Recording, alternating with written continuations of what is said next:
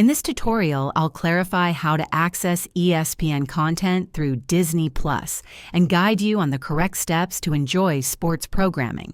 While Disney Plus itself doesn't directly host ESPN content, you can access ESPN Plus through the Disney Bundle, which includes Disney Plus, Hulu, ad-supported, and ESPN Plus at a discounted price.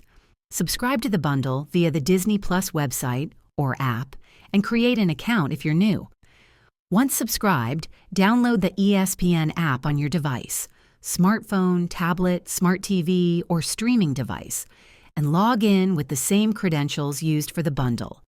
ESPN Plus offers live sports, exclusive shows, and original programming not available on Disney Plus. For traditional ESPN channel content, consider adding services like Hulu, plus Live TV or YouTube TV, which include ESPN as part of their Live TV packages. If this video helped you, please like and subscribe to this channel for more tips. Thanks for watching, and enjoy ESPN content through the Disney Bundle.